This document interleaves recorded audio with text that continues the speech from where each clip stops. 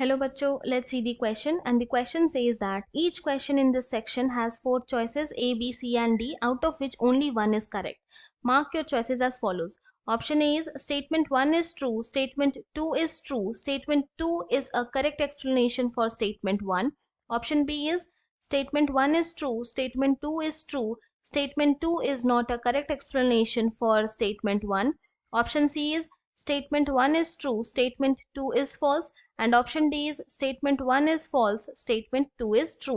तो हम लोग क्या करेंगे, यहाँ पे सबसे पहले हमारा की कॉन्सेप्ट लिख लेंगे जो यूज करने वाले हैं. एंड जो की कॉन्सेप्ट यहाँ यूज होगा वो ये होगा कि इफ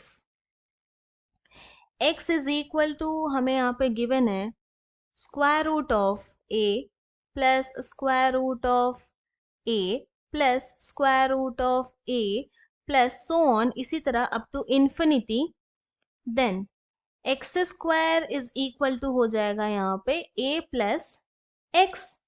यही की कॉन्सेप्ट हम लोग अब यहाँ पे यूज करेंगे. तो सबसे पहले हम लोग देखते हैं हमारा स्टेटमेंट 1.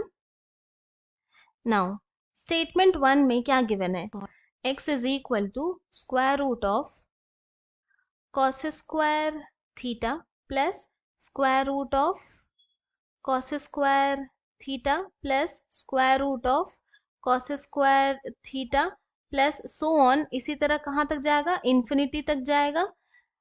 देन हम लोग क्या कर सकते हैं, अपने की कॉन्सेप्ट के हेल्प से यहाँ पर X square is equal to क्या हो जाएगा, cos square theta plus X, and इसे हम इक्वेशन 1 कंसिडर कर लेंगे. Now y is equal to क्या गिवन है, square root of sec theta minus square root of sec theta minus square root of sec theta, इसी तरह कहाँ तक जाएगा, अप टू इन्फिनिटी तक. देन की कॉन्सेप्ट का हेल्प से ये क्या हो जाएगा, Y square is equal to sec theta minus Y, इसे हम लोग कंसिडर कर लेंगे इक्वेशन 2. नाउ हमें यहाँ पे क्या फाइंड आउट करना है कि ये X square plus x multiplied by Y square plus Y is equal to 1 होगा कि नहीं. तो to check x square plus x multiplied by Y square plus Y is equal to 1. तो हम लोग क्या करेंगे, लेफ्ट हैंड साइड लेंगे इसका, एंड लेफ्ट हैंड साइड में है हमारे पास x square plus x multiplied by Y square plus y. Now this is equal to x square क्या आया था हमारा, ये आया था cos square theta plus x plus फिर ये एक्स तो एज इट इज ही लिखेंगे, then multiplied by Y square क्या आया था, ये आया था sec theta minus y and then plus y. Now this is equal to, यहाँ पे क्या आ जाएगा, cos square theta plus 2x multiplied by sec theta minus y plus y, तो 0 हो जाएगा. Now अब अगर इसको हम लोग सिंप्लीफाई करें तो क्या हो जाएगा, ये होगा cos square theta multiplied by sec theta plus 2x sec theta. Now sec theta तो 1 बाई cos थीटा होता है, तो ये लिख सकते हैं हम लोग sec थीटा के प्लेस में, cos स्क्वायर थीटा तो एज इट इज लिखेंगे, sec थीटा के प्लेस में यहाँ पे लिख देते हैं 1 by cos theta plus 2x, ये sec theta as it is ही लिखेंगे. नाउ यहाँ से एक cos थीटा कैंसिल हो गया, तो हमारे पास क्या बचा, cos theta plus 2x sec theta, and हमारे जो राइट हैंड साइड में है वो है 1.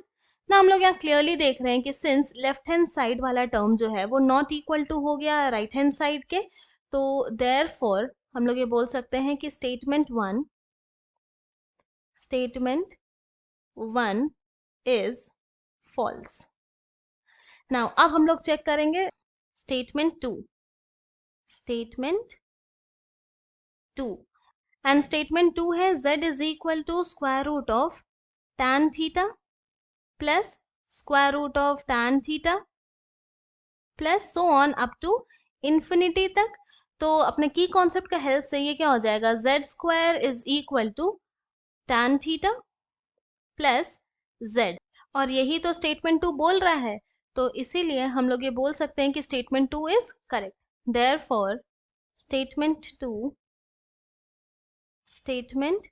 2 इज ट्रू. तो यहाँ पे सिर्फ स्टेटमेंट 2 ही ट्रू है, स्टेटमेंट 1 फॉल्स आ गया. हेंस हम लोग ये बोलेंगे, लिखेंगे कि स्टेटमेंट 1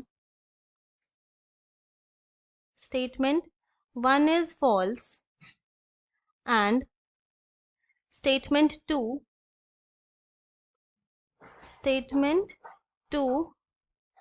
is true।